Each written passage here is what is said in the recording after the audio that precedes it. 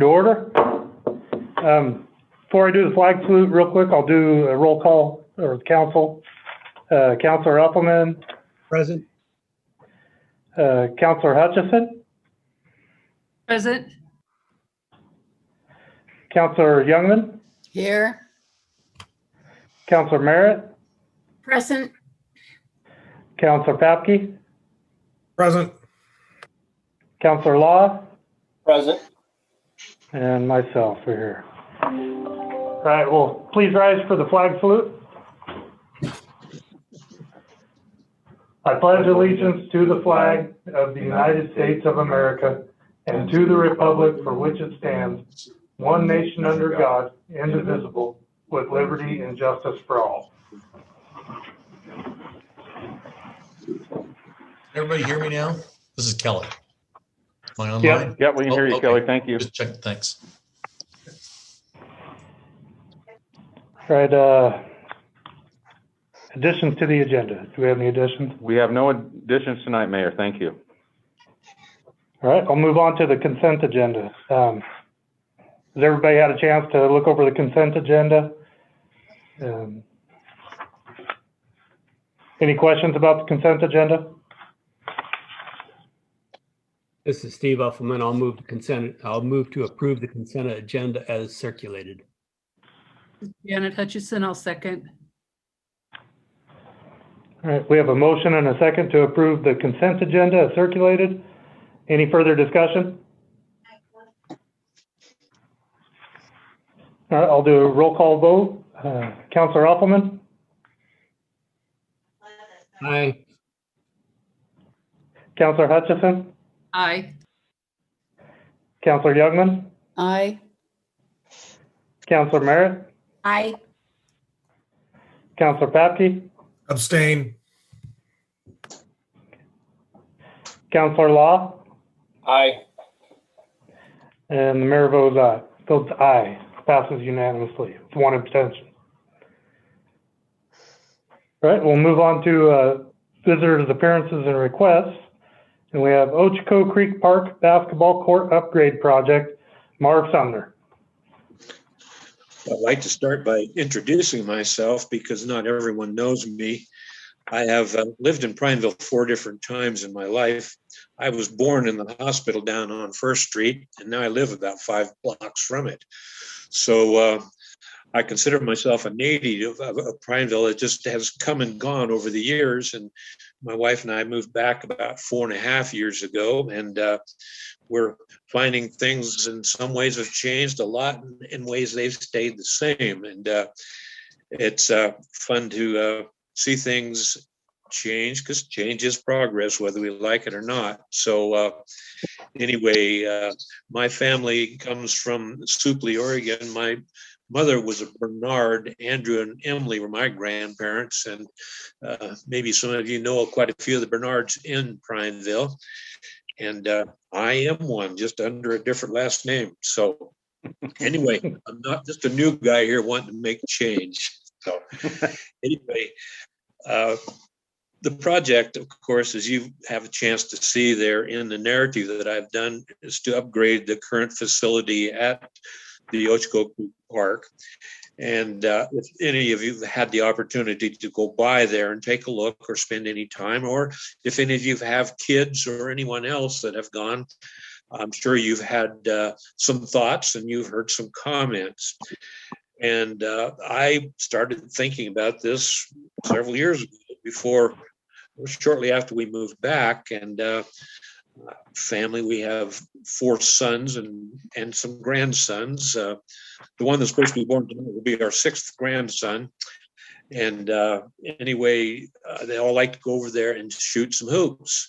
But they've seen some pretty good facilities elsewhere. And it's a place that we think could be brought back up, because we're sure at the time of its inception, it was probably just the greatest, because you had 4 half courts, 2 full courts there. And I've tried to find out the age, gone to different sources thinking I might be able to get something. And most of you know Tim Huntley and his wife, Kathy, because he was a coach there for years.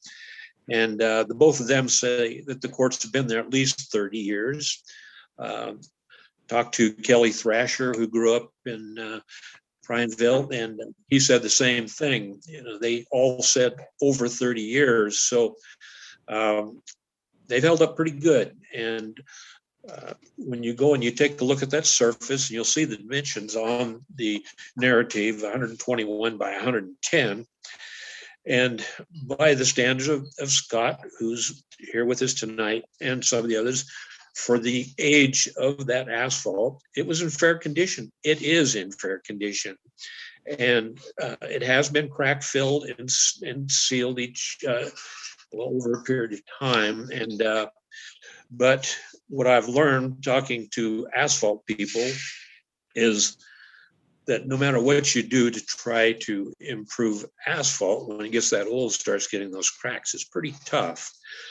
So going further past the asphalt, and I did make a comment in the narrative that there is not a tripping hazard on any of those cracks right now. It's just that some of them are fairly deep as they've expanded and contract with the weather. And then as you look at the picture there, you see a good shot of the standards and the backboards. And the picture of as you're looking from one end of the court to the other, what the purpose of that shot was so you can see how the standards are bent to the right on one end and bent to the left on the other end. And then, of course, I have my carpenter's bubble level there to show how those are. And it has been asked, could they be corrected? Well, maybe, but they're still going to be a pretty worn out piece of equipment.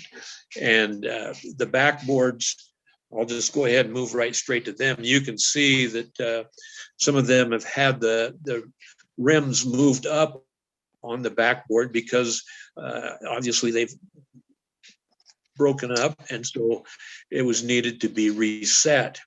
And you can move those backboards on that setup. They're up and down and re-level. However, they aren't very level. There's one hoop, well, it'd be the one on the left. No, it'd be the one on the right. It's the only one that's actually at 10 feet. These things before I filled out. Pardon me? Okay. Anyway,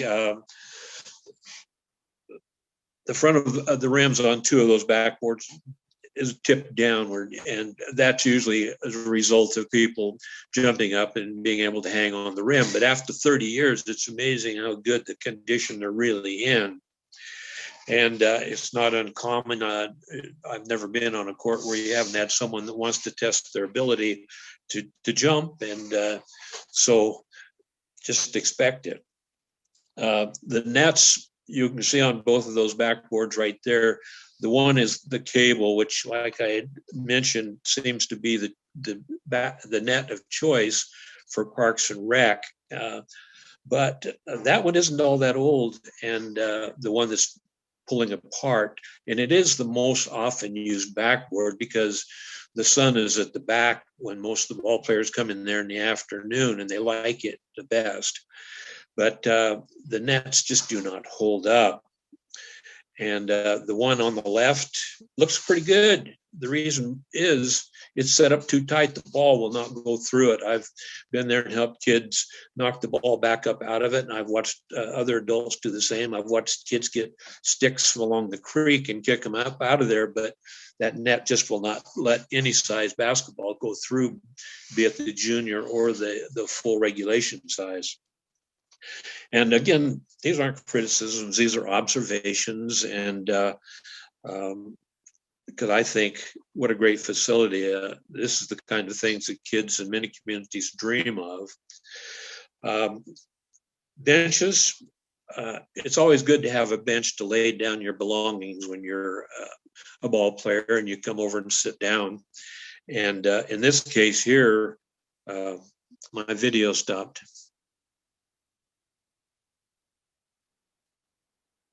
Can you hear me? Yes, we can hear you, Mark. Yeah, we can hear you. They didn't hang up, did they?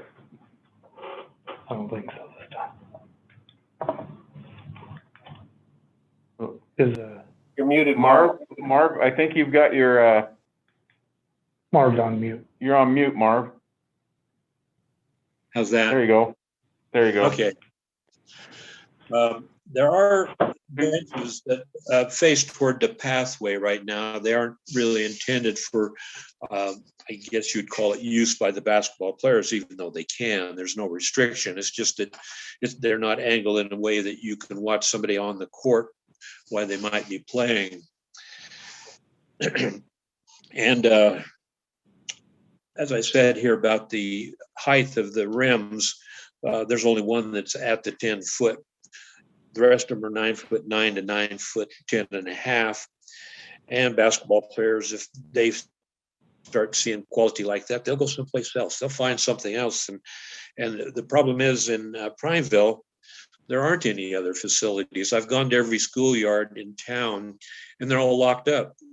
And I can say that they're in worse condition than the ones at Ochoco Creek Park, because most all of them have no nets. There's one up in the new subdivision. I think it's called Steens Pillar Loop or Lane up there. But that basketball court is a single one, and it's intended for the people that own homes in that area. So anyway, I've gone around as I've seen kids and they're playing ball, and I've gone over and engaged them. They probably wonder, who is that guy? But I've asked them, what do you think? And they're always extremely polite. And of course, being approached by an adult makes it even different. But they like the facility. But one boy says, yeah, we sure could use a change. And I appreciated his candidness. So anyway, I've gone about trying to learn more about the asphalt surfaces and that are available. And Scott, he walked that court with me one morning, and I think, Scott, that was maybe the first meeting that Jeff Pearl came over from Tri-County Paving, and we walked, and everyone said the same thing, that the courts are in fair condition. But what I've learned is, it's like anything that's being sold. They're going to go along with you as long as you're satisfied with what you're hearing. And call Jeff to come over a second time, because in talking with some of the sport court or cushion court appliers, they said that you cannot do what you're talking about with just crack sealing and squeegee finishing. You can get a surface that's going to hold up for a while, but those cracks will always reemerge, and always in the same place. The bigger ones, not all of the smaller ones. But you can go ahead and you put an overlay on them, and same thing, it's going to reemerge. And what I've learned there, by you looking there at the budget page, is that the remove and replace the asphalt is just under $30,000. Okay, to give you a little bit more information that isn't in the narrative you've seen there, to just crack, fill, seal, and squeegee, everything else remaining the same, that's going to cost you $7,505. And to overlay, it's going to cost $19,983. So we're almost at $20,000 to do work that's only going to hold up 5 to 7 years. And that's been confirmed by Jeff from Tri-County Paving, and also from the two sport court appliers. And one of those is out of Redmond, and his name is shown there, Dan Hanks, and he's the one that did the pickleball courts. Beautiful. If you haven't seen him, you need to go see him. And the other person, his name is Steve Huber, and he's out of Tigard. And Steve, he was on vacation when I contacted him, and he said, I'll give you an oral bid, but that's best I can do today. And his bid was pretty wide ranging. It was from 20 to 28,000. So that 18,774 sounds like a reasonably good deal. Now, a person can go ahead or Parks and Rec can go ahead and put in brand new asphalt. And they say that asphalt should last 30 years because the ingredients that they use have made it a little bit more flexible than it has been in the past. And in the use that we would have on the basketball courts, you could get a great life out of it. And you average out that cost over those number of years, it makes sense to go new. And to put the cushion cord on, that's just a step that you can do today or you can do later. But I find that when you put things off, they don't get done. It's one of those things that's easy to put aside with the whole thing called good intentions, and they don't always get realized. So anyway, I think that if we do this, we should, well, I'm saying we are going to do it, but I'm saying we should go ahead and do the cushion cord too, because what it gives in the way of quality is easier on the legs, and it just makes a beautiful facility. And I have seen courts up in Portland where Nike partnered with the city of Portland, and they did 35 courts up there. And my wife went out of retirement in 2018, and we spent a year living in Portland, and we were a block from one of these courts. And I would go down there pretty regularly and hide my basketball in my backpack because I didn't want anybody to see an old guy with a basketball. But anyway, I'd go down there, and that court, I've learned by talking to the two people that have bid this job that those are between 10 and 15 years old. They are in remarkable condition. They may be a little faded, but not enough to prevent anyone from being there. And I've seen every age group you can imagine down there shooting on those hoops. And I think with a quality facility, that's going to happen no matter where. So looking further down now, I've talked about the sport courts quite a bit.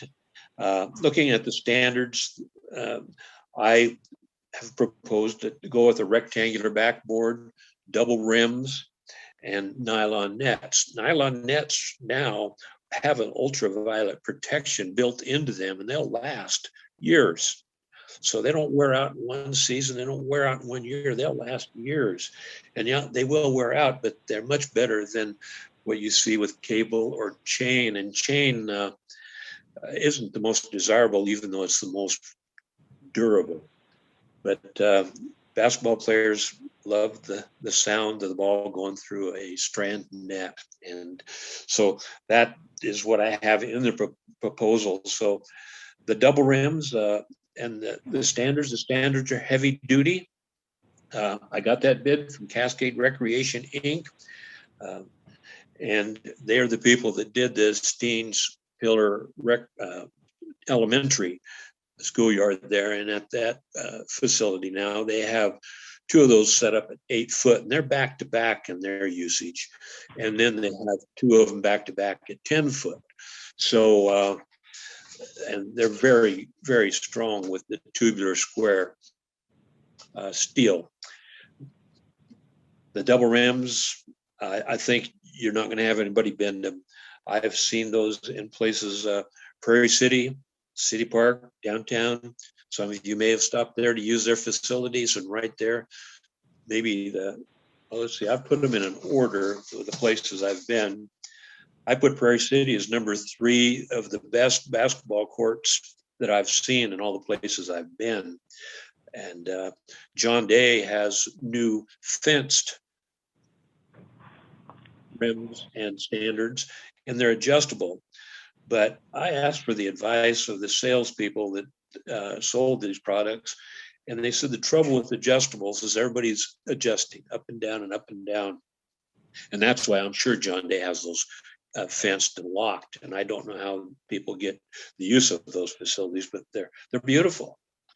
I'm sitting in Denver, Colorado right now, and right across the street from my son's house is a park, and it's got a 2 rim setup there, and it's an asphalt, and a beautiful setup too. Not as nice as Portland's or John Day's or Prairie City, but very nice.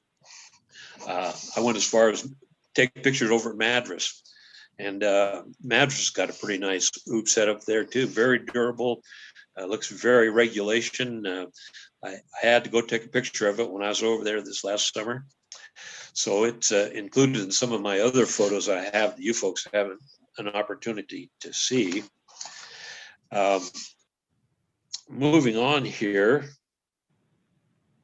I do think all 4 standards need to be replaced, no question about it. And with all the equipment that goes with them, the backboards, the rims, the nets.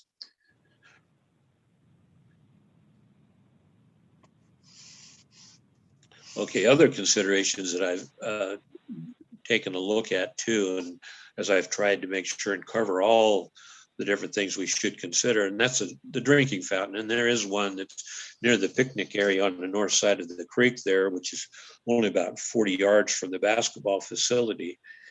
And it does benefit the picnic area and the basketball court, the bike park, and there's those places I don't think many people know about, the horseshoe pits, the volleyball courts, and the bocce ball court.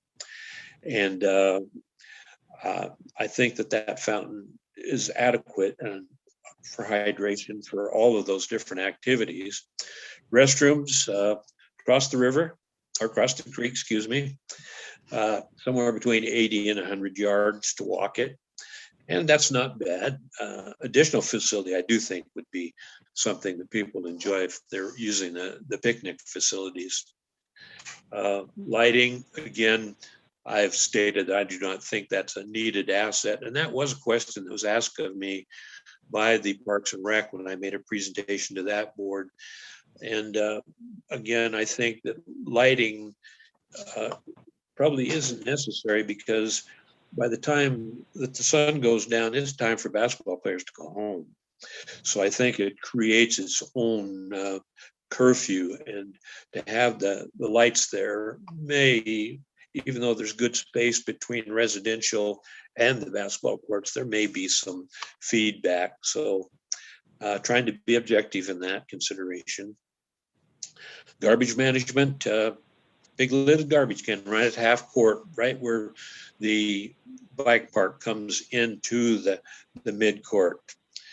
And I will throw in here that the Parks and Rec chairman, Jeremy, he asked about that because dirt gets ridden in on bicycles on there at the center court.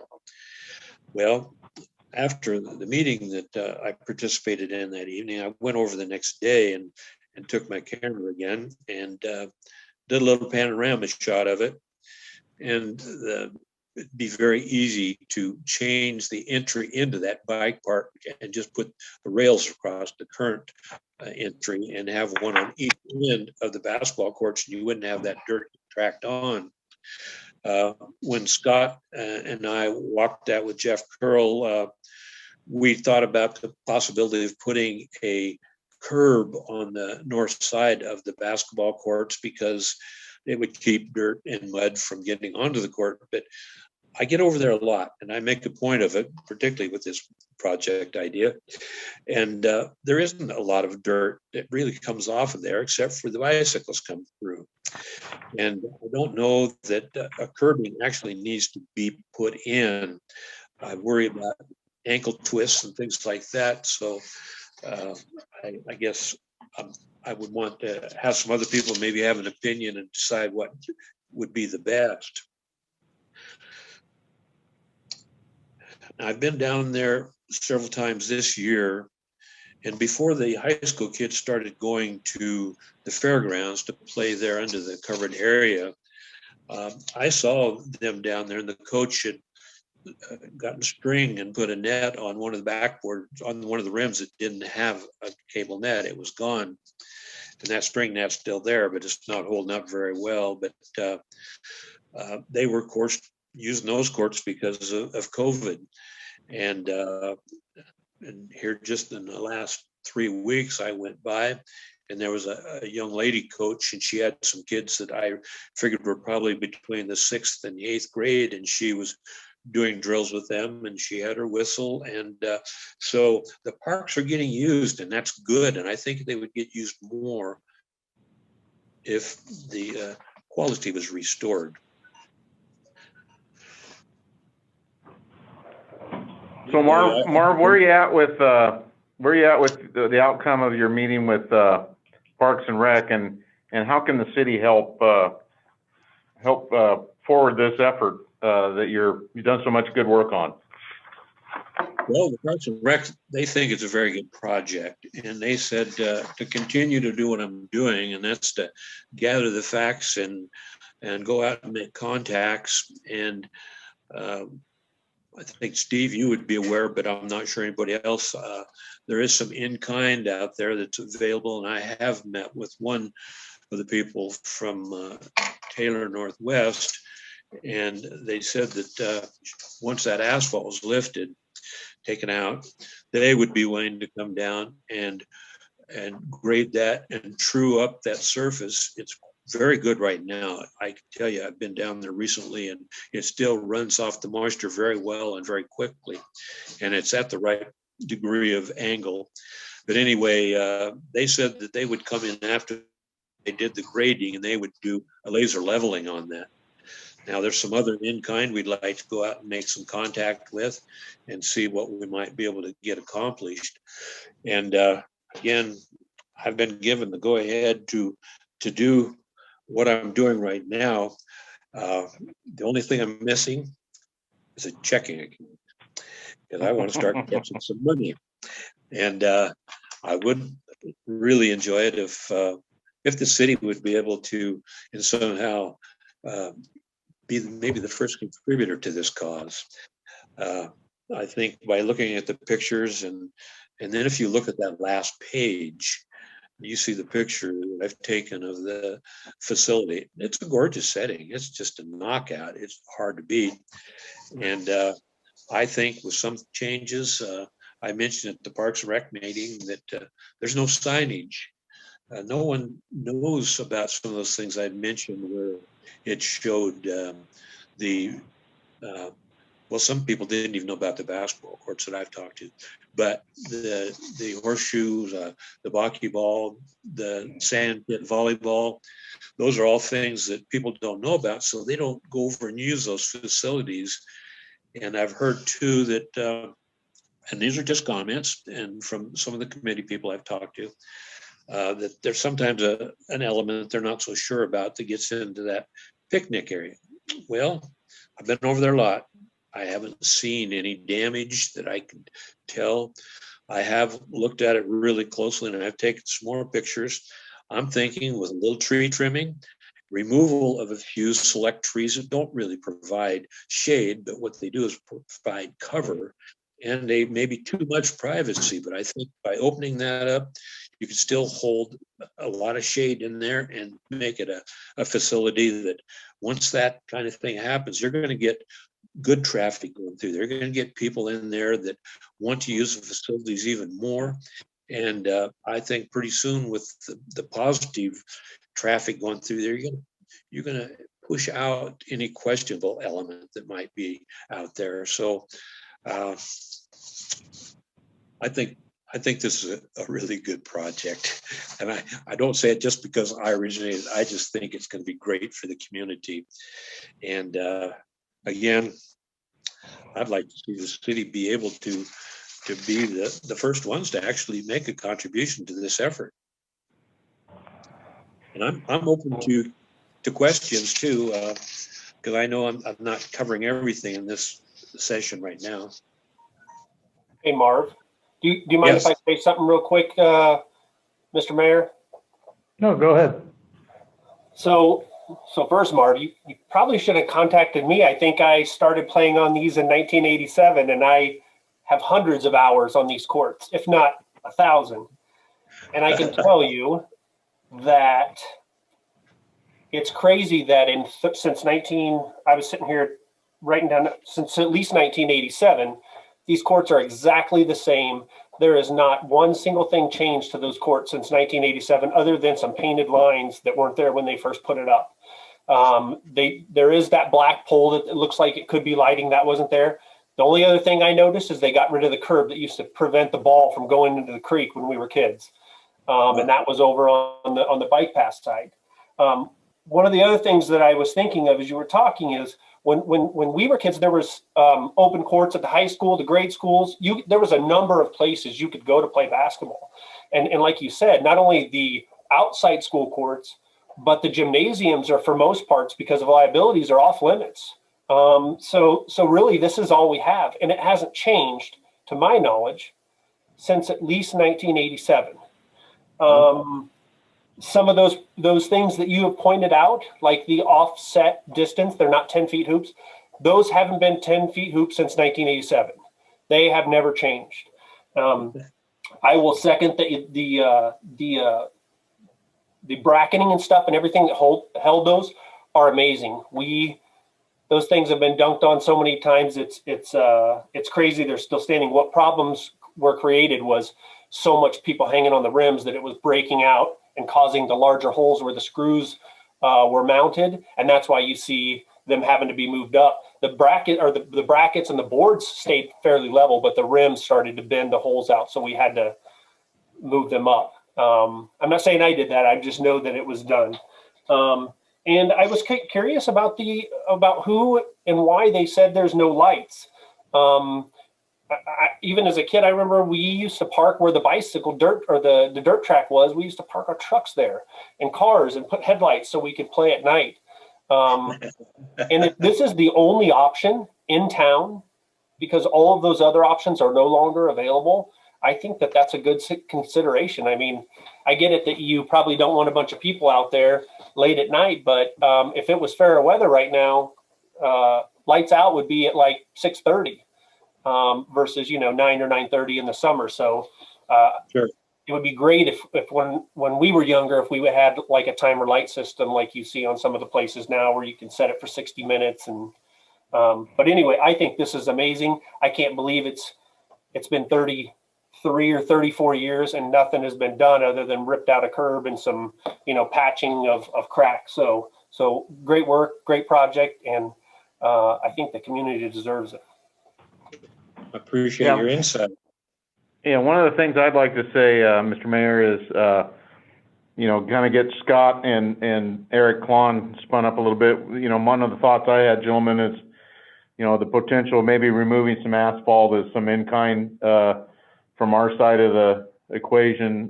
Scott and Eric, I don't know, I'd like for you to comment on that. And then I think if we could kind of get a consensus this afternoon, or this evening rather, to let me work with Marv and Scott and Eric and see if we can come up with a solution, or some potential solutions, I should say, that we could come back to council with here in the next couple meetings, if that would be something the council would support staff doing. I think that'd be a great way to go. I think we got an opportunity here to make some headway and support this project without breaking the bank. So Eric and Scott, your thoughts, please. Oh, I love Marv's excitement about it. It seems like all we do is hear people complain. So this is wonderful, and I'm sure we'd be happy to help however we could. Scott, I'm sure we could go strip the asphalt and haul it up to whoever is going to provide the paving. What do you think, Scott? Yeah, I think that's another option there to help offset that pavement cost. We could definitely take the asphalt out, and we get a credit for that asphalt up at Southview Aggregate, Tri-County and Taylor's asphalt plant. So that could go toward the new asphalt. So that'd be a win. And I think we could probably get Taylor to help out as well. For the council, Taylor Northwest is finishing up our ASR project. They've done a wonderful job, but that was good business for them. And this would probably be a good project for them to participate in. And Well, and I think go ahead, Scott. Well, I was going to say, Marv, I think if with that type of commitment that you got from Taylor Northwest, they're kind of partners with Tri-County, and I think if Jeff and Dan from Tri-County knew that Taylor's were providing some in-kind services, I think that'd be reflected in their pricing also. Well, Marv, everybody, thank you for this. Council, can we kind of get a nod if everybody would be okay with letting staff look at a few things and then come back to us with kind of a report on what we could do from the city? Would that be okay from council?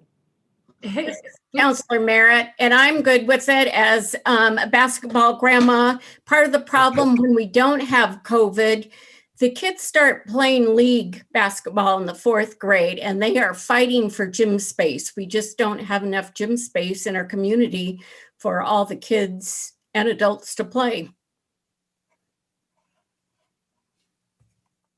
Consensus. Yeah. so, This is Councilman Any other Papkin counselors? yeah, Councilman Papkin as a basketball dad. No, I think this is a great, I just think more opportunities in town we can give for kids to get out, get playing, basketball, whatever sport, pickleball. It's great seeing the kids down at the bike park. I think just the more of that we can do and get them off their games and get them outside, I'm 100% for. Probably one thing I should have mentioned too is this Dan Hanks from the Court Surface Company over in Redmond. He suggested that we include Foursquare, and he said too to put that in a different color, of course, from the basketball striping. I also put in pickleball lines, even though we have those great courts. He says, if you ever had a tournament, why not have the lines there in a different color? And he says, believe it or not, hopscotch is coming back. And he says those are things that he can include as a part of his job. I noticed in the bid he did not include the hopscotch. I'm going to talk to him about that because I think it's great fun. I mentioned that to a mother not too long ago, and she said, my daughter said she's playing hopscotch. I had not heard that since I was a kid. Well, again, like you say, let's get kids involved. Plus, make that more of a multiple use facility, not just basketball. Great point. Go ahead, Janet. So this is Counselor Hutchison. I still do not have a clear understanding of what transpired, Marv, when you went to Crook County Parks and Rec with this proposal. Well, it's their park, I guess, is the way I look at it. And so I went there actually to show them what I'd put together, and they didn't have anything like this in the works. And they welcomed me and they wanted me to go ahead and move forward with everything that I had been accomplishing and continue to get this information like what you folks were sharing and what you've talked about with this asphalt and what we can do there. But they think the whole idea of the facility is a good one. So are they agreeing to provide you with or provide some funding in order to accommodate this? I'm going to have to make another presentation on that because my first presentation was more introductory and hopefully to get a buy off on them to let me go crazy here. And and when I say, I do want to say one thing I haven't said before. I told you I got to 2 different prices on the sport courts, and I went to a 3rd one, and he referred me to the man out at Tigard. So I did go to 3. I went to 3 different companies for the standards, the backboards, the rims, the nets, and this company that you see here, Cascade Recreation, was the best deal with the right facilities, with the right price. So I'm not sure I have totally answered your question, but they have said go for it because they don't have anybody doing this right now. And I understand that, Marv, thank you. But did they agree to some funding to help make this a reality? Not yet. And I've been told that I need to make a second presentation. They have their foundation, which is where I would need to go next. And I'm sure that I would get the support of Dwayne because I've done a Zoom meeting between myself and Steve, your city manager, and Dwayne. We had a good session, and it was a good starting point to me sharing my thoughts on what I had put together. And sorry, there are some typos in this piece today, but what I have put together. So now I'm ready to go to the foundation. And I've also talked to Brandy Ebner, and this doesn't quite fit what they do, but sometimes you can make things fit. So I'm always the positive thinker. Thank you for your presentation. Thank you. Looks like. This is Steve Uffelman. I'd like to see at least the staff put together some concepts of what we could do participatory wise, but we need to be cognizant of that's a Parks and Rec district and not a city district. So let's find out what we can information wise to consider moving forward.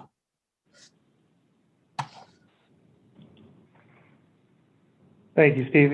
Any other comments for Marv? This is Patricia Youngman, and I think the concept of a basketball court is wonderful. I have a son who's 6'3" and have been to quite a few tournaments myself. But we do have to be cognizant with Parks and Rec too and funding. But I think, the more things we can get for the kids, that's better for everyone. Thank you, Patricia. Marv, thank you for this presentation. I appreciate it. And even being a wrestler, I could support something like this. But thank you. And I honestly, I'd like to hear something back when you talk to Parks and Rec. And I think that's a validated concern to see what they're willing to help out with. And that gives us time at the city to look at this and see if we can do some in-kind help and see what we can do here. But thank you very much. You're welcome. Thank you for having me. Thanks, Marv. All right, we'll move on to council business and council goals, adoption of council goals. I'd ask Lisa. Lisa, are you on? I am here. Hello. So hi, Lisa. Did you get all the changes? I know you did, but I'm going to ask the question. All changes have been updated. Was there any exceptions or anything you wanted to add to that? I did. I incorporated the changes that we discussed at the workshop. And the only thing I didn't include, and Janet can speak to this, and then Councilor Offelman also had a change that he would also like to discuss. Okay. All right, well, let's discuss the changes before we do anything else with this. So.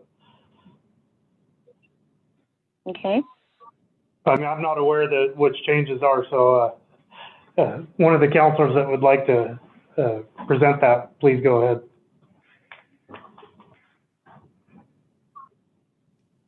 Lisa, I don't have that in front of me to talk about it. Once I sent it off to you, I didn't know I'd be talking about it tonight. Sorry. Oh, that's okay. We talked about in the workshop that there was 3 words that we wanted to include in the, let me get to that page, I apologize. In the transparency and effective communication, that we wanted to include, position city for the future. We wanted the words partners, collaborative, and partnership again listed. And the words were kind of all repeating one another. So when we talked about it, when I talked with Jordan about it, we just whittled it down a little bit to include collaborating with its partners rather than including partnership on top of that as well, because it was kind of redundant, but that's open for discussion. And then Councilor Offelman wanted to replace the word. I want to replace the word taxpayer with citizens because I felt that the word citizen was a much broader category than exclusively taxpayers. The taxpayers. Correct. And that's under transparency and effective communication.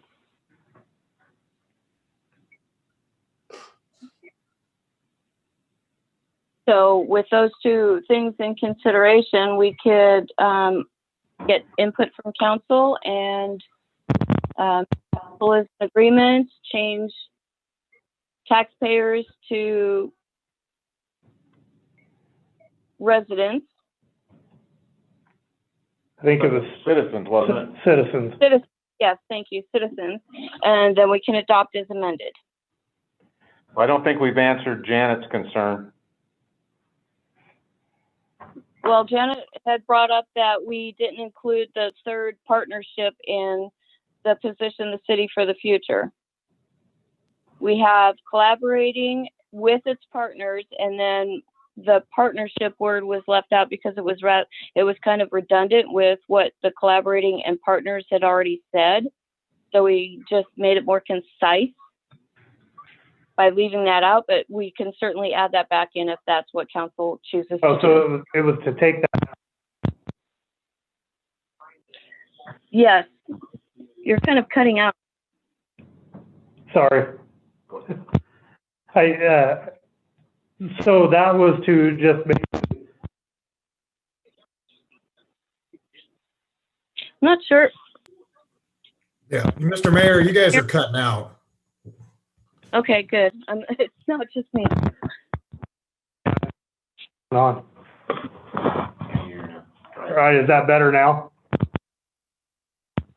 I can hear you. I still hear some background noise though.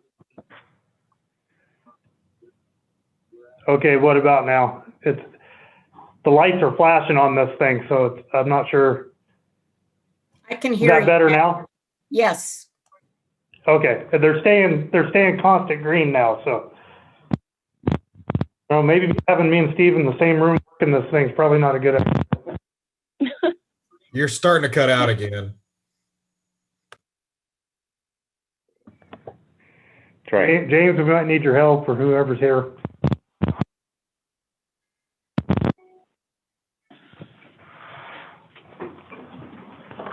One of these buttons stuck.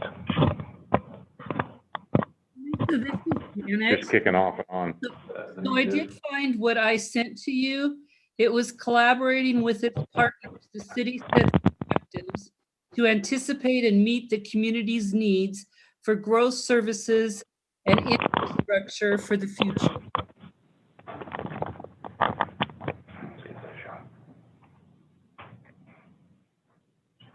Janet, you Okay, cut thank you. out on that.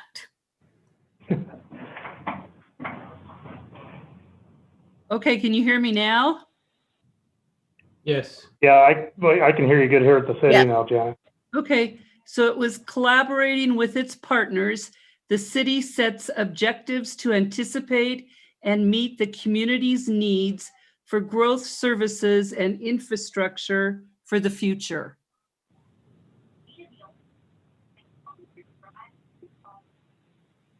But I'm also okay, Lisa, with the way you've got it worded. I'm fine with that. Okay. Okay.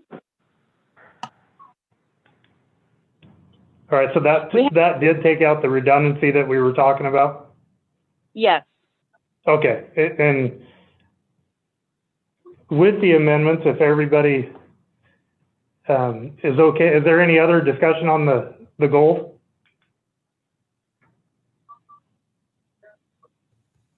It's Councilor If none, we Pappy. can- So on Councilman Uffelman's, we're for the transparency and effective communication. Steve, your amendment or proposed amendment would be to strike taxpayers and insert citizens. That's correct. Would you accept a friendly amendment and to change that to its citizens to make it possessive, since we've got the city right before that? Works for me.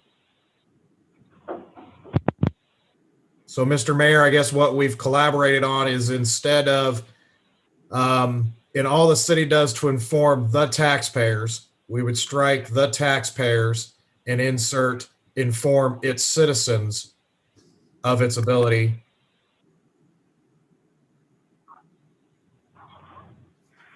Okay, Lisa, do you have that? I do have that. Thank you. Okay, we're taking notes too in case something. So I'll entertain a motion to approve the goals as amended. This is Counselor What? Young, and I'll move to make that motion to approve this new wording as amended. Do we have a second? Yes, this is Steve Uffelman. I'll second that. Okay, we have a motion and a second to approve our council goals as amended. Is there any further discussion? Okay, I'll go to a roll call vote. Councilor Uffelman, Aye. Councilor Hutchison, Aye. Councilor Youngman, Aye. Councilor Merritt, Aye. Councilor Papke, Aye. Councilor Law, Aye. and the mayor votes aye. Passes unanimously. Thank you all for the input on that. So move on to staff reports and requests. City manager's report, Steve Forrester. Thank you, Mayor. We'll start out with probably the biggest news of the day here in Crook County was our ability to move from extreme to high in the ranking for COVID cases. Obviously, this will allow a positive step in reopening restaurants, bars, and gyms on a limited basis, which is very good news for our community. We did have 6 COVID cases reported today. The previous 2 days were 0, so that's a pretty good run rate, and I would venture to say that if that trend continues, we might be able to even move very quickly from high ranking to moderate, so with some further restrictions being reduced. I also want to report on the snow conditions in the Crooked River Basin as we've experienced very low water conditions this past season. Right now, we are currently at or above normal for this time of year on both the Snowtail sites located near, one located near Walton Lake, the other at Durr Meadow at a little higher elevation farther to the east. My personal observations in doing some snowmobiling this past weekend is that the high elevation snow accumulation is very good. The snow water equivalent in the higher elevations is very good, very higher than average in a lot of cases. Lower elevation amounts are average or less than average. So that could be a factor in how well the reservoirs fill. But given the historical information that we have, and certainly Eric Klon's been a big part of that, and the folks at Ochoco Irrigation District, a little bit more weather that we should get in a normal spring condition. Prineville Reservoir should fill, and Ochoco Reservoir should recover, but is not expected to fill. So hopefully we'll have a little bit stronger water season for our farmers.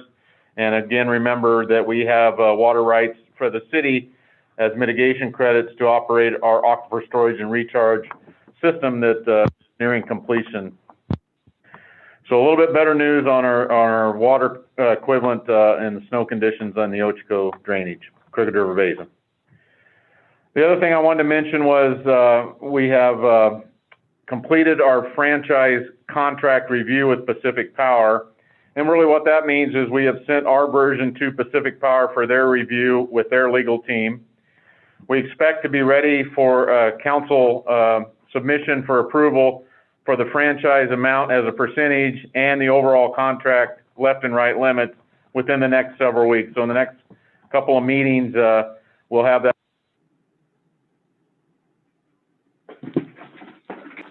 We lost you, Steve.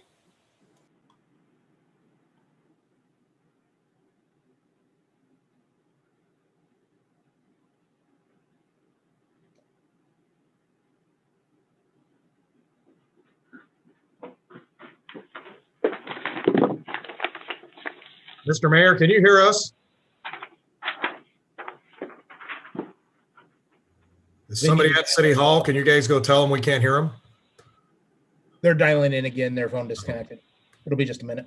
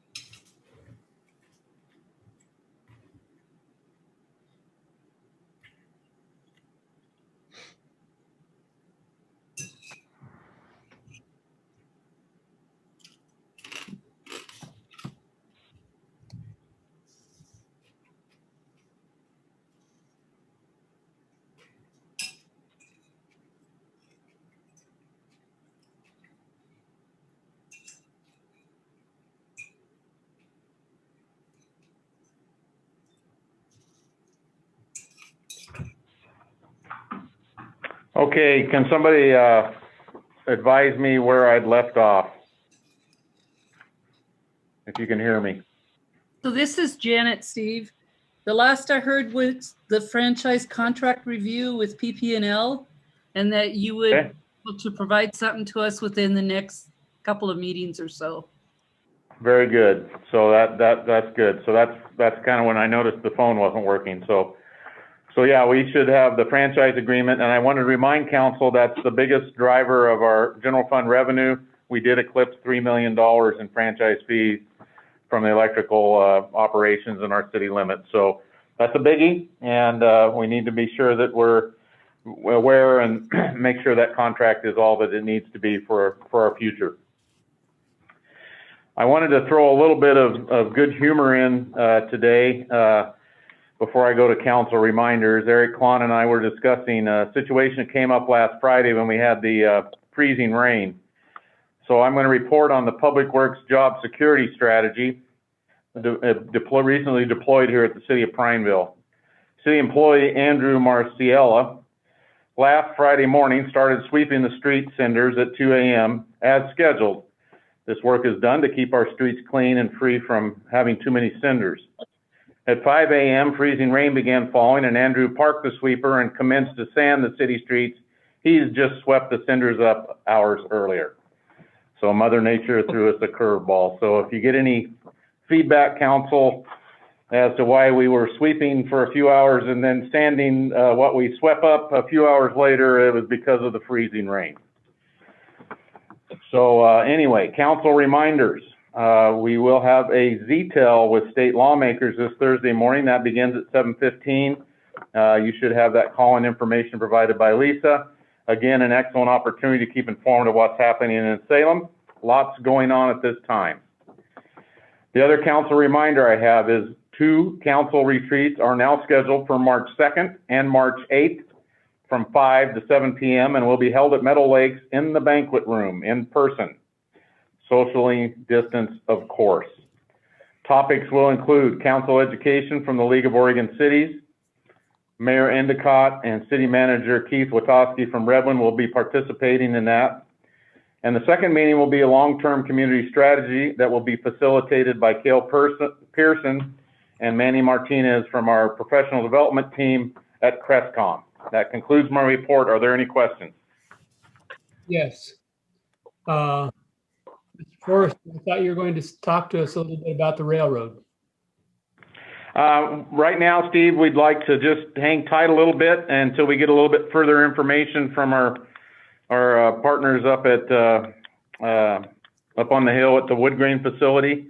So okay. Matt and I agreed that we would wait till we had a little bit more firm information. Is there anything you'd like to add to that, Steve, as a member of the Railroad Commission? No, at this point, no. I'll just hold back and wait for you to present when you're ready.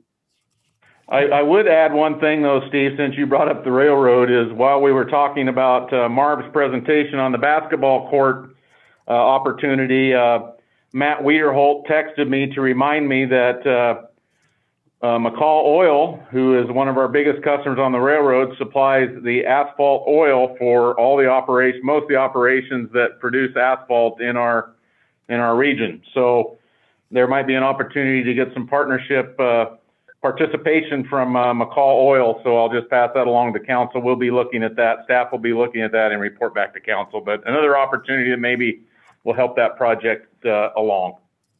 Any other questions? Thank you very much. One thing to follow with that, I won't be able to make the ZTEL meeting Thursday morning.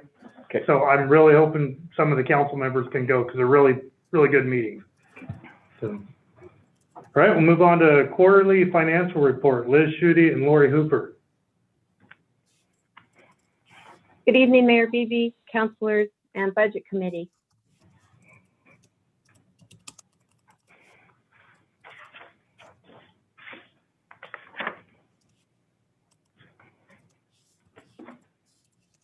Did we lose Liz? Yeah, if we could get to slide 2. Or I'm not showing that we're on the slideshow. There we go.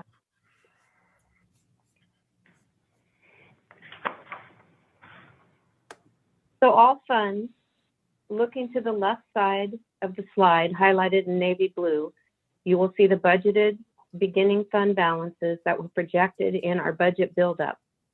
The next column to that is the one audited actual from our June 30, 2020 audit that was completed at the end of December. Budgeted beginning fund balances to audit actual citywide came in roughly 102,800 under the adopted budget, or less than 1%. I would like to recognize all the city departments for the continual attention that they pay to their revenues and expenditures. To be able to project this closely is truly amazing and a real benefit in the overall financial picture. Thank you all. So Liz, Looking to the, yes. Liz, can I chime in there? Yep. I just want to put a big old star next to that comment.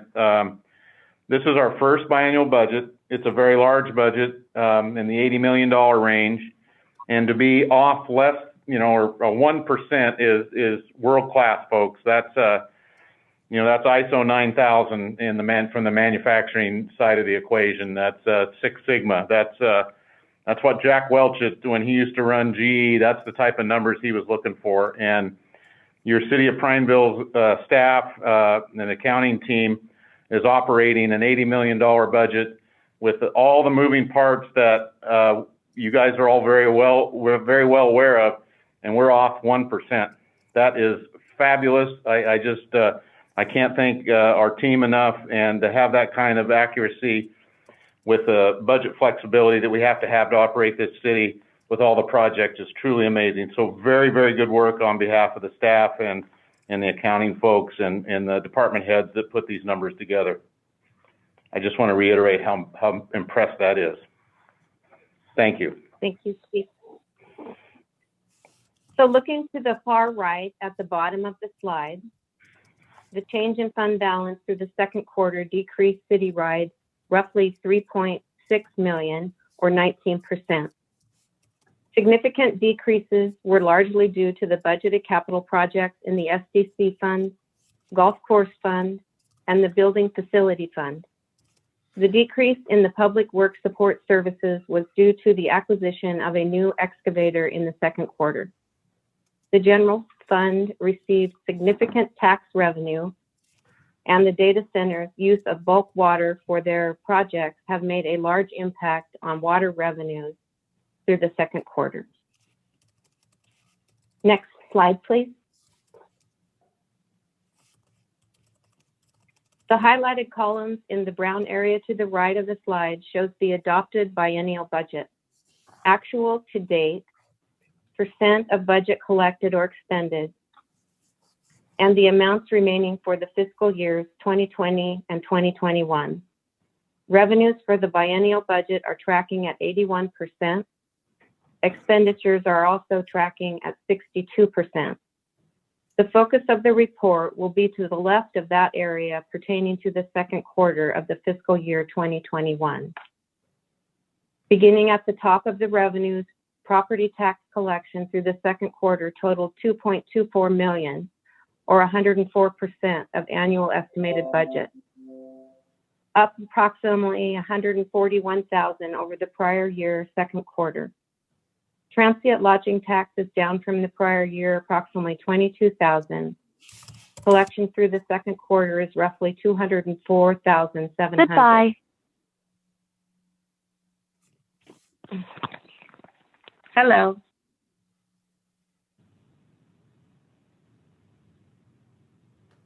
Hello. Liz, we can still hear you. Go on, Liz. That was the public line disconnecting because nobody's on it. It times out after 30 minutes.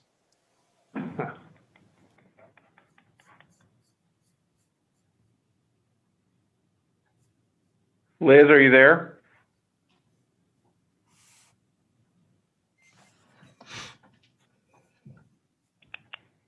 James, did we lose Liz? Yeah, I believe she hung up. Lori, can you take it? I don't have her narrative. I'm not sure what she has on her slides. Yeah, I mean,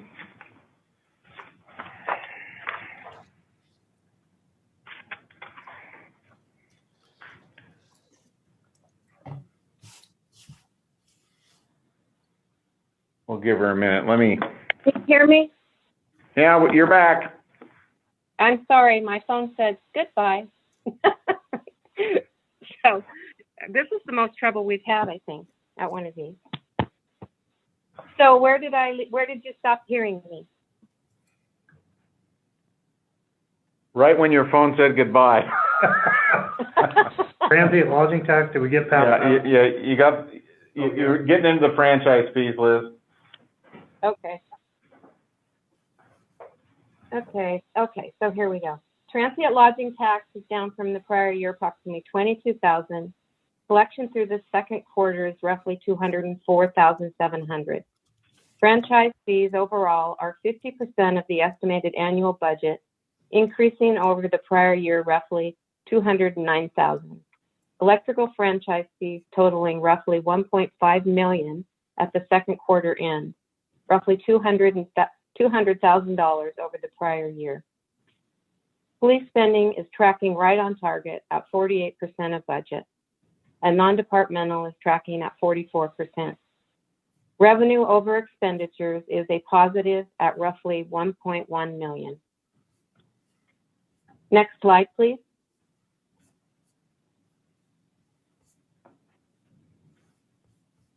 This slide shows trends in fund balance for the last 10 years in the general fund. Beginning fund balance increased over prior year approximately $347,000. Next slide.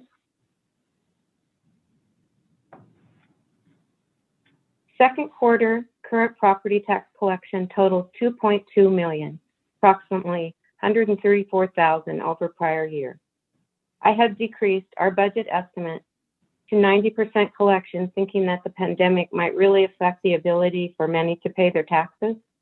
Collections exceeded 96% during the second quarter. We are back on track with exceeding the original budget at 2.3 million by the end of the year. Next slide. Second quarter delinquent tax collection has increased over the prior year, coming in at 44,100. Next slide, please. The second quarter collection in the natural gas franchise fees totaled $35,300, basically flat from the prior year. Cable TV fees coming in at roughly 26,400 at second quarter end. And the electrical franchise fee collection is at roughly 1.5 million, up from prior second year quarter collection, approximately 200,000. Next slide, please. Second quarter transient lodging tax is roughly 204,700, down from the prior year approximately 22,300. Most likely COVID related, less travel, and the changes in the way construction is adjusting to deal with the impact of COVID. Is there questions about the general fund?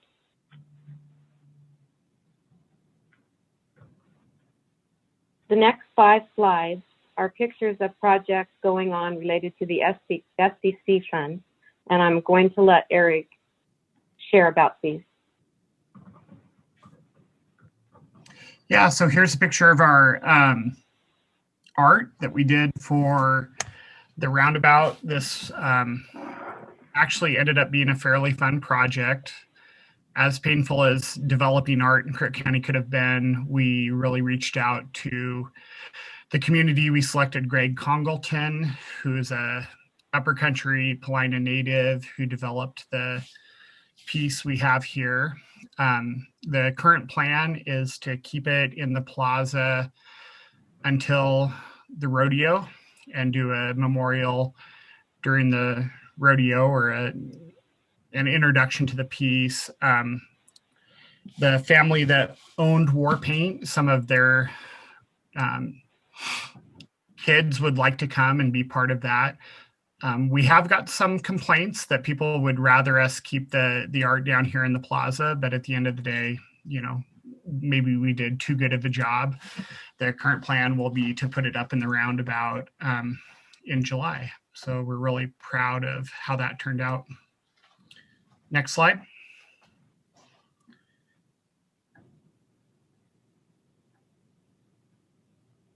James?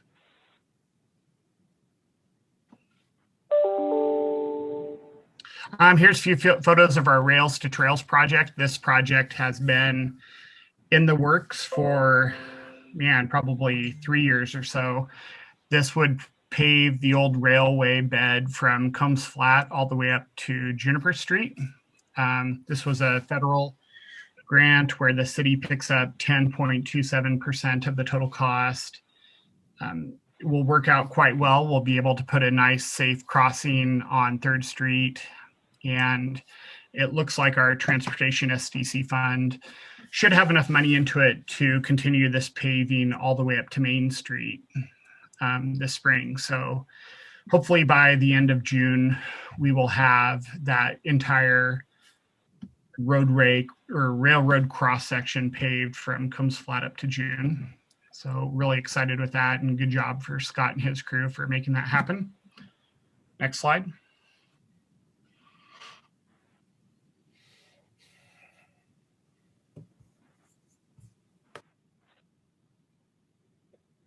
You're good to go, Eric. Okay, I'm still seeing the Rails to Trails. Oh, Water SDC. Yeah, this is part of our Aquifer Storage and Recovery Project, the water filtration building. So that's down by South Main, across from Les Schwab Fields. This facility will treat up to 2,000 gallons a minute of water that will then serve our citizens during the winter. That water will recharge a local aquifer. This project's been very well received by the data centers and the environmental community. Apple recently won a fairly large award for this. We'll be sharing that information with the council in the near future, but a project that there's great appetite in that community for. And please stop me if you have any questions. Next slide, James.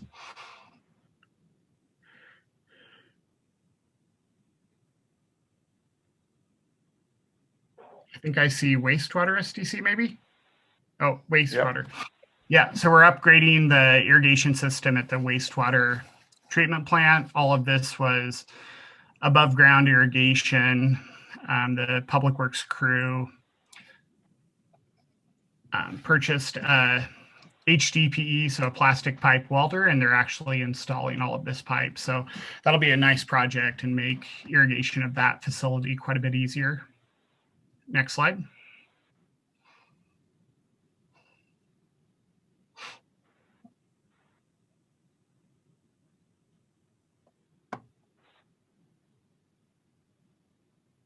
Then just some pictures of the wetlands. This is getting continued interest. We've had the middle school teamed up with COCC, and they're doing a bunch of testing of the treatment that we're receiving from the actual biologic process that's within the wetlands. And all of that testing is being funded by the city of Redmond. Looks like the city of Redmond is going to abandon their mechanical treatment facility and build a wetland structure. So that's pretty exciting. The high schools out there pretty much every week as well, doing quite a bit of chemistry and math and some wildlife biology out there. So wonderful facility and getting wonderful use from our local schools and public.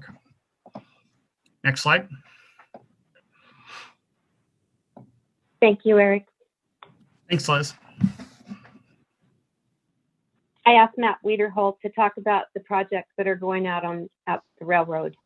Matt? Yeah, so good evening. This was kind of the first of two parts of our capital for the year. We did this in the second week of December. What you're seeing is, some of you may have seen the switch we fabricated along LaManna and this is the actual install. So they built the switch outside of the track, and then this is the pictures you're seeing. They're moving the switch into place. What this project was, this was the west end of McCall Oil, and we had a long lead track of about 1,300 feet of small gauge rail that limited our car capacity to 263,000 pounds. So what we did was we built this new switch with larger capacity rail, and we moved it closer to the facility. And what that allowed us to do is cut our switching times by about a half hour every time we're down there.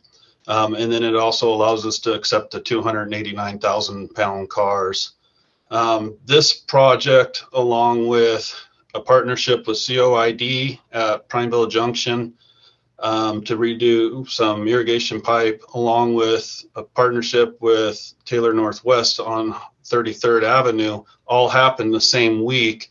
And so we coordinated with all of the groups and did this first part of the capital for the railroad. We replaced about a half mile of railroad ties. We installed this new switch at McCall and rebuilt 3 switches on our line and rehabbed 3 switches in that week. This particular project with this McCall switch will receive a $20,000 reimbursement from Business Oregon, and I hope to receive that reimbursement sometime in April. Total for that week, we pulled about $40,000 of material that we had in inventory, and then this was about another $62,000 worth of contractors. So it was about a $100,000 project for that week. The second part of our capital will take place the first 2 weeks of April, and we're going to rehab 5 switches and do about 2,000 ties. An exciting part for me on that is once we get through this second part through the middle of April, we'll have rebuilt every curve on our railroad, and we'll have rehabbed and rebuilt every switch on our railroad in the last 6 years. So that's really a phenomenal feat for us. And then we'll start into a Mackay Creek Bridge project in May. And that bridge project will be about $65,000 and finish in November of next year. And the exciting part of that is once we're done with that Mackay Creek, then we'll have rehabbed almost every bridge. The Mackay Creek Bridge will be a complete rebuild. So we're making great strides with our capital. Definitely moving the needle, as Steve says, in the right direction with our capital improvement in our deferred maintenance projects. So this was a fun one where they built the switch out on the road and then we moved it back in. So anyway, looking forward to reporting on the next part in the middle of April. Let you know how that goes. So Liz. Thank you, Matt. So looking to the right of the slide, highlighted in brown, the biennial budget through the second quarter is showing 90% of the revenues being collected, with 168,000 remaining to be collected. Expenditures are tracking at 48% of the biennium. Great job, Matt, and your team. The next slide, please. Oh, excuse me. Stay there. Looking to the left, highlighted in navy blue, we have actual to date for the fiscal year 2021, with the total revenue tracking right on target at 49%, or 537,300. This due to a significant increase in storage, switching, and freight depot activity. The rail car count is up 19 cars in comparison to the prior year. Freight depot charges for services are up by roughly 39%, largely due to the new lease with CRA. Switching fees are up in line with increased railcar storage, as every car stored is charged a switching fee when moved. Expenditures for personnel are at roughly 39%, or 161,000. A new position was posted in December in the second quarter, and the position was filled in 2021. Overall, operating expenditures are down from the prior year. Materials and services is up 66% of budget. Only 6% has been spent through the second quarter on capital outlay. And current year revenue over expenditures is a positive $127,000. Next slide, please. The beginning fund balance for the railroad increased over the prior year approximately $23,000, totaling roughly $1.2 million. Next. Charges for services in the railroad is up roughly $28,700 through the second quarter, totaling $182,600. Next slide, please. Freight depot charges for services has increased over prior year collections, totaling $162,200, an increase over the prior year of approximately $45,700. Next slide, please. The profit and loss statement for the second quarter shows a profit in all 3 months of the quarter. Total profit for those 3 months is approximately $85,800. Total year to date show a profit of $176,500. Is there questions about the railroad?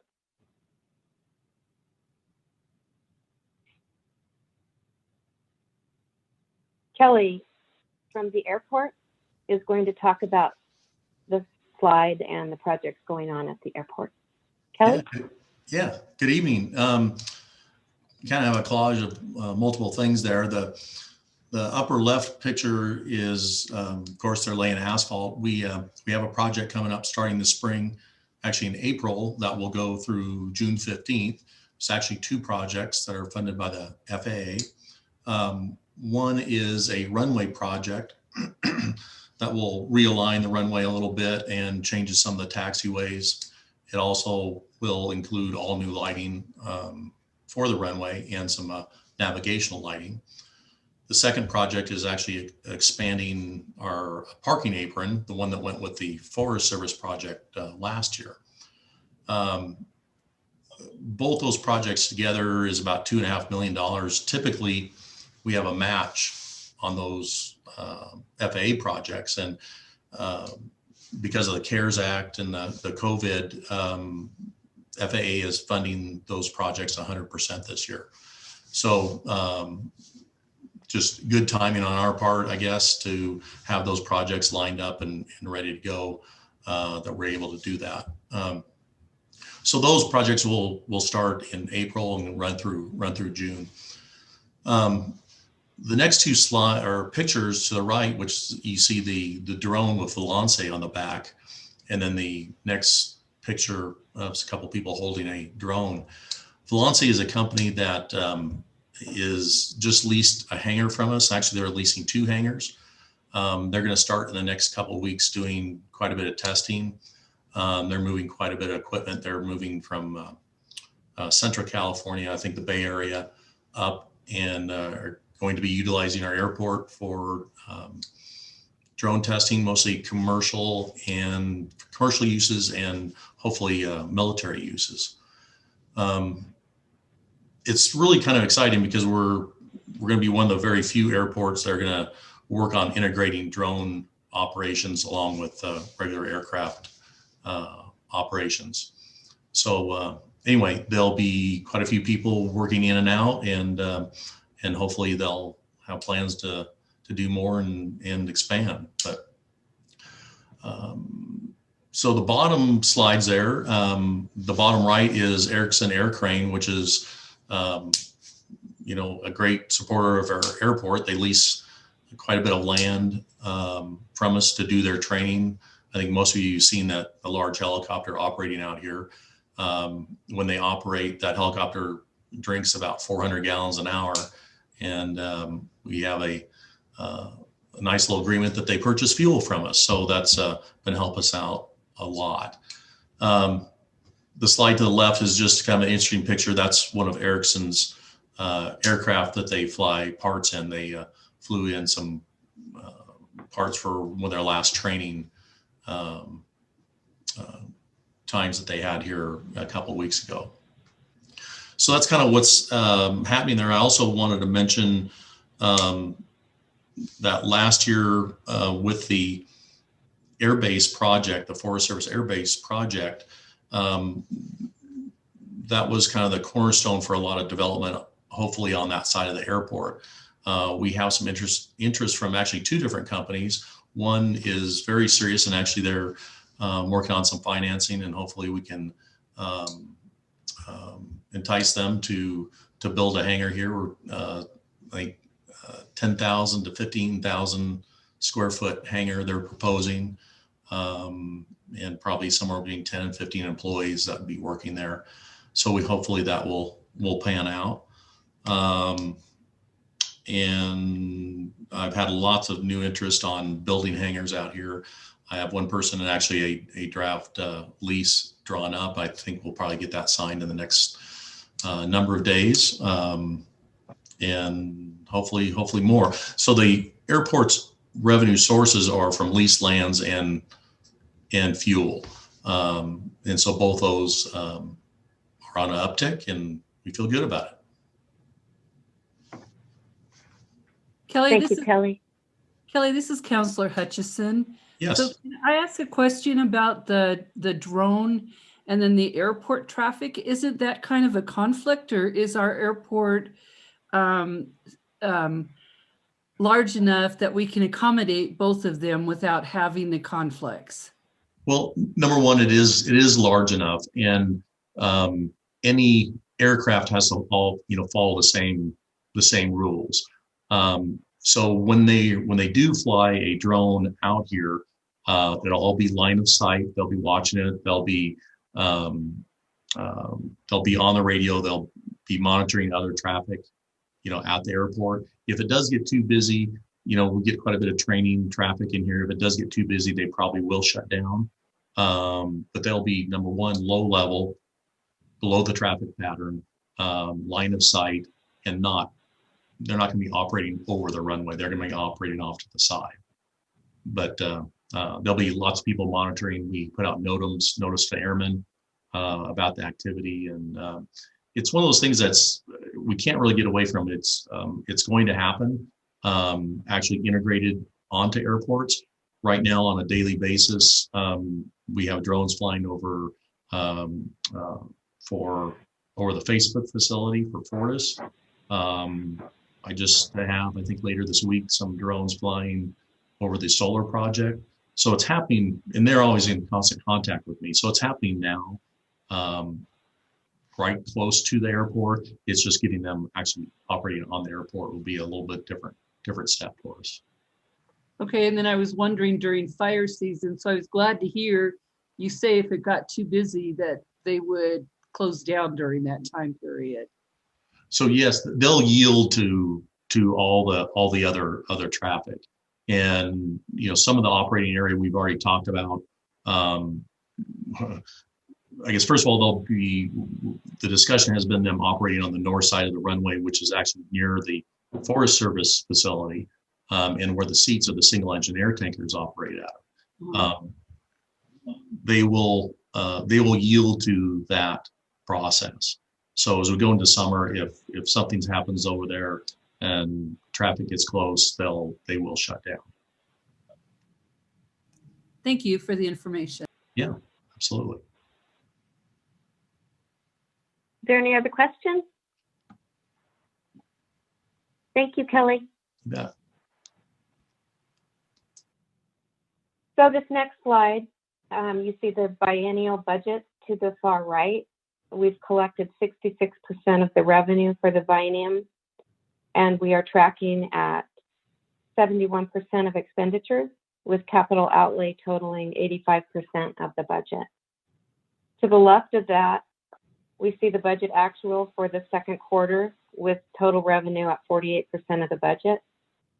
Kelly's had an extremely good year for fuel sales through the second quarter of roughly $393,000, or 68% of the fiscal budget for 2021.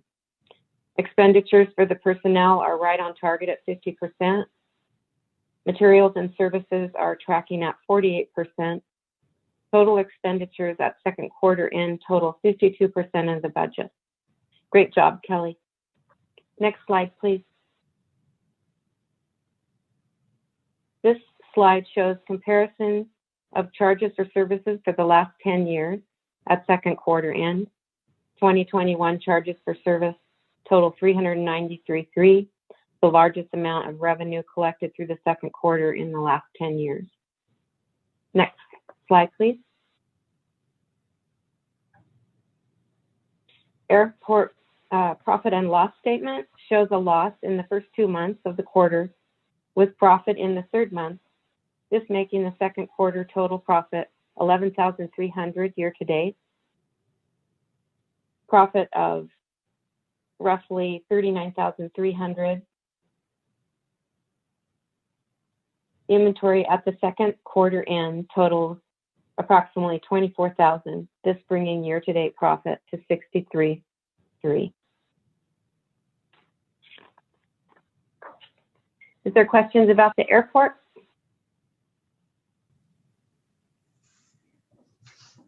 This next slide, the manager at the golf course, Zach Lampert, is going to talk about what's going on with his project.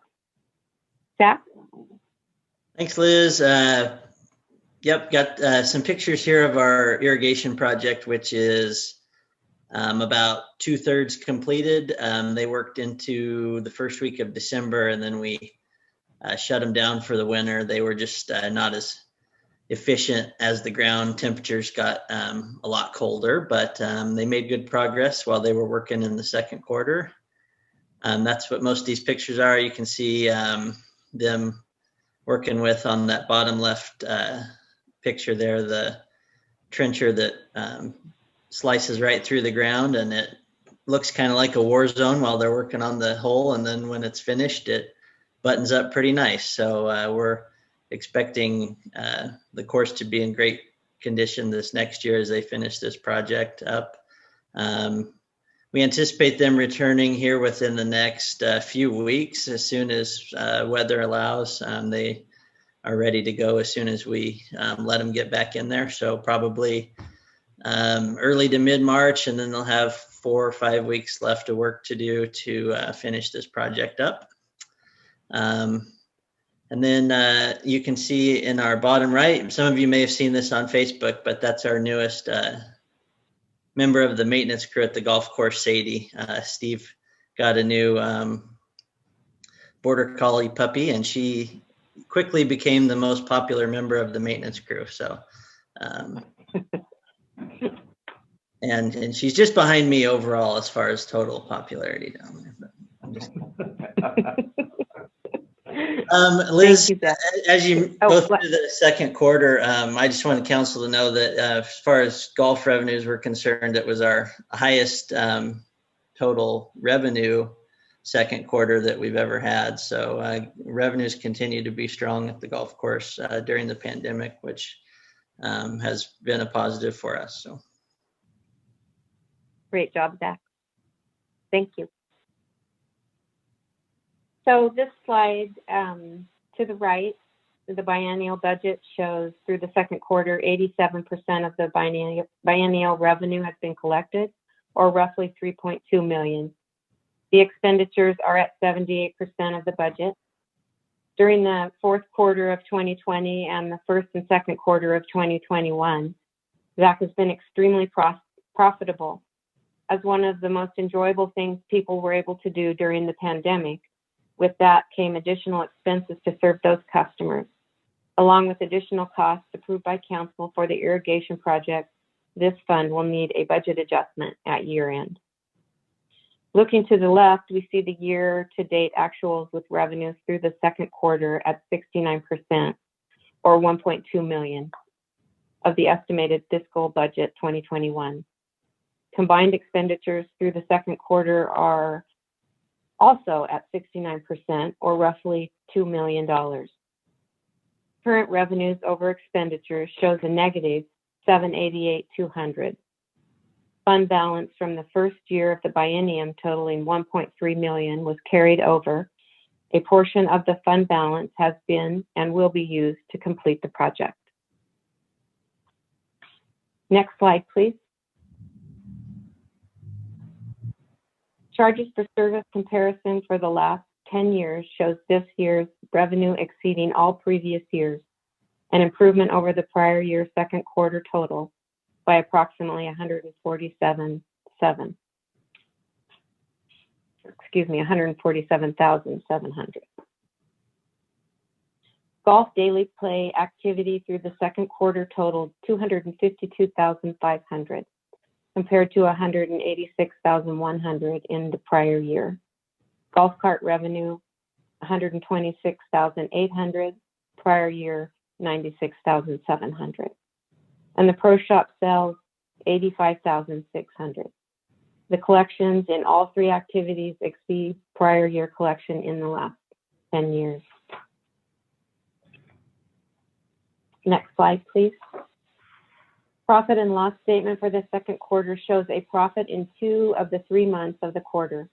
Total second quarter profit is roughly 19,200. Year-to-date profit, 186,100. Is there any questions about the golf course? Hearing none. The building facilities property fund biennial budget to the right of the slide is showing current revenue at 94% of the budget, or 8.4 million. Expenditures are showing 90% of the budget, or 10.4 million. To the left, year-to-date actuals for current year revenue at second quarter end is at 55% of the 2021 fiscal budget, with combined department expenditures showing a total of 73% of budget. Current revenue over expenditures is a minus 2.8 million, with the carryover of a fund balance from the first year of the biennium of 3.9 million.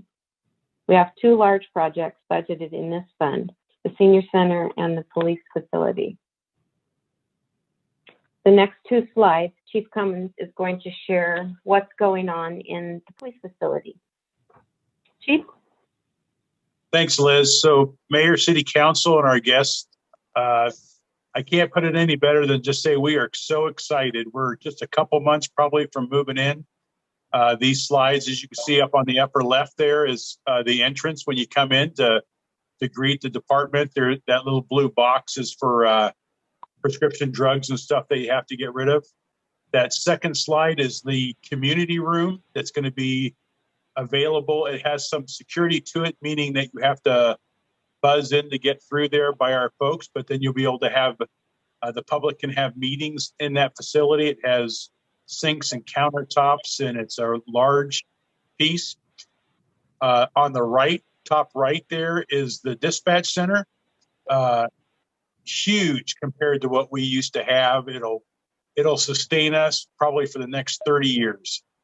Down on the left there is the evidence rooms and lockers that officers will be impounding evidence and making sure that they're clean and get that stuff off them. And then off to the right is the locker room for the men's facility. You know, officers and dispatchers can be some of the toughest people to please, is a good way of saying that. Always critical.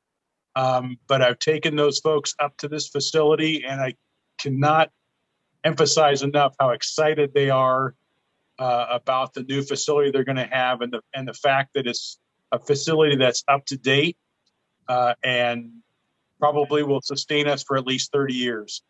And I with all the excitement that we have, I have got to tell you that if we were going to put a statue in front of that building that you see there, the snowy building, it would be of James Wilson. He has been our project manager. He has made sure this thing runs on time, gets done right. It's not a facility that just kind of got what they needed done. It's way past that, and that's because of James Wilson.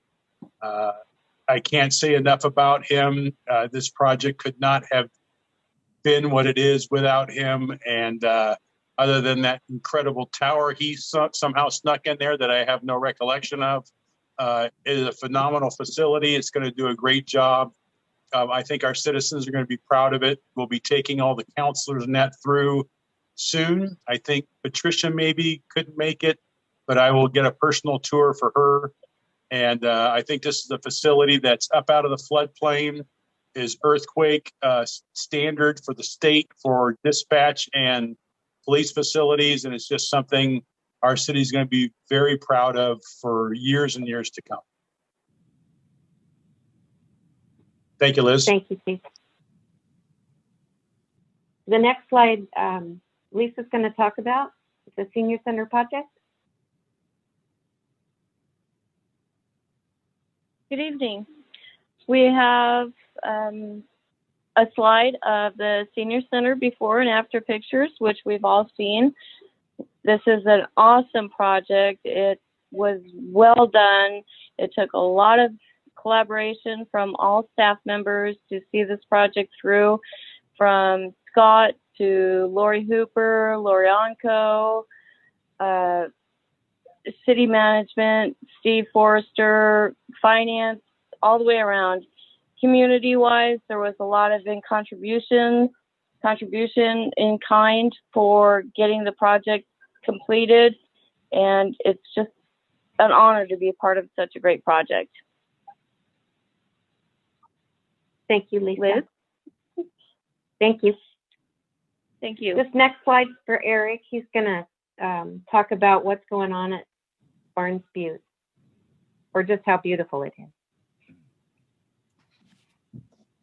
Yeah, so definitely during the pandemic, Barnes Butte has been getting a lot of interest. In the last few months, we were able to finalize our master plan for that facility. So that's good. That gives us direction as to how we're going to develop it or protect it. Big activities going on up there is we have just started the design of the Combs Flat to Peters extension, and included in that would be the piping of the irrigation canal. I'm very excited to get that canal piped. That's very dangerous. We have signs all over asking people not to walk along the canal, and that's where everybody goes to. Everybody's drawn to the water, but with a good partnership with Ochoco Irrigation District, hopefully we'll have that canal piped within a couple of years. And for sure, probably the Public Works' biggest project in the next few years will be trying to find the funding for that Combs Flat extension. So if you haven't been out there lately, get out there. It's beautiful, and we're just so happy that we're able to put that project together. Thank you, Eric. That's your second quarter report. Is there any questions?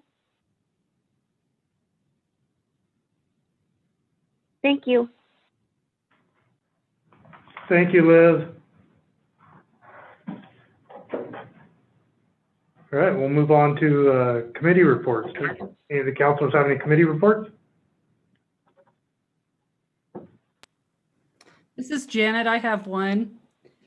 So we had an Ochoco Forest Restoration collaboration meeting, and they talked about the Team 21 update. So the Team 21 is what the city provided a letter for the environmental assessment that they did. And in that letter, we said that we wanted the science to be a proven science and proven experience, and we wanted monitoring to substantiate that they attained the desired results. So the update from Team 21 was the decision was made effective 1/15 of 21. It amends 6 forest plans in Oregon and Southwest Washington. They, for any projects, they still need project level National Environmental Policy Act is still needed.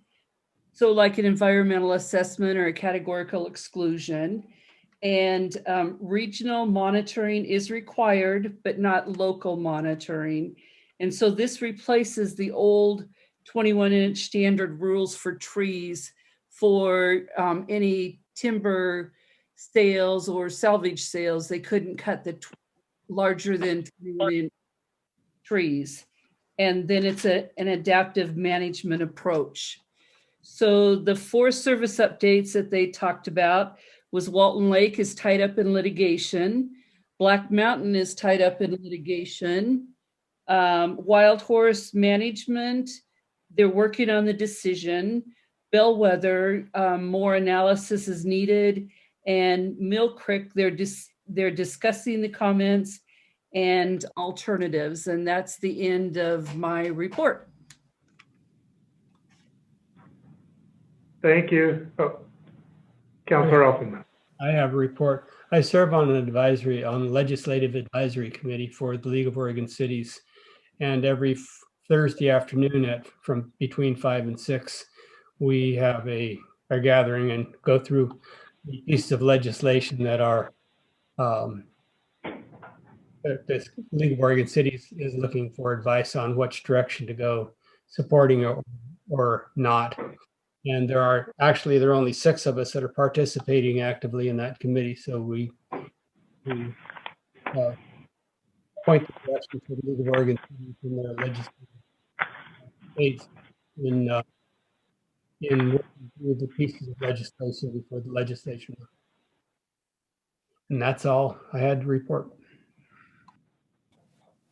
I have a real quick one from the Prineville Chamber of Commerce Board of Directors meetings. They just want to announce that they have started their new e-cards or digital gift cards. And so you can get those, they can be purchased on the Chamber website, and they help promote and spend money here locally in our small businesses. They have a list on there of the businesses, and they'll continue to expand that list as businesses agree to join this effort. And they're also working on the business support and promoting tourism within the community for community events in a safe manner. Those were just 2 of the highlights from the meeting. Yeah, thank you. Any other committee reports? All right. Hearing none, we have no ordinances, and we'll move on to resolutions. Resolution number 1475, authorization to efficiently minimize the effects of COVID-19. Jared Reed. Yes, thank you, Mayor. It's a resolution to extend the emergency declaration for the pandemic. It expires on February 28th. This would extend it for another 30 days. We have had a lot of positive news nationally, state, and locally in regards to the pandemic efforts, but an emergency still exists both locally, statewide, and nationwide.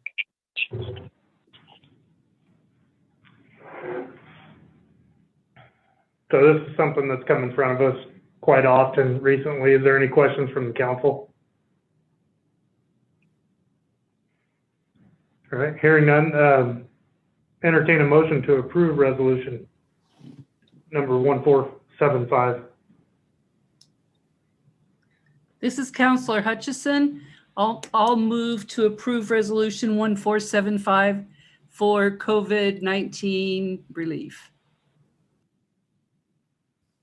Do we have a second? I'll second that. That's Patricia. Thank you. So we have a motion and a second to approve resolution number 1475. Any discussion before I call for a vote? Hearing none, I'll roll call vote. Councilor Appleman? Aye. Councilor Hutchison? Aye. Councilor Youngman? Aye. Councilor Merritt? Aye. Councilor Papke? Aye. Councilor Law? Aye. And the mayor votes aye, passes unanimously.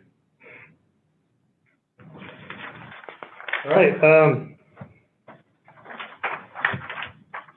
Before we, or prior to a motion to adjourn, I'd like to remind the council that we will be meeting in an executive session in 5 minutes. You should disconnect from this Zoom meeting and reconnect to the Zoom that was sent out previously by James. And the council, we will not be returning to open session. So. Thank you. Good night. We still need a motion to adjourn. Yeah, would someone like to make a motion? So moved. Second. Yeah. All right, we have a motion and a second. All in favor, say aye. Aye. Aye. Anyone opposed? All right, we're adjourned.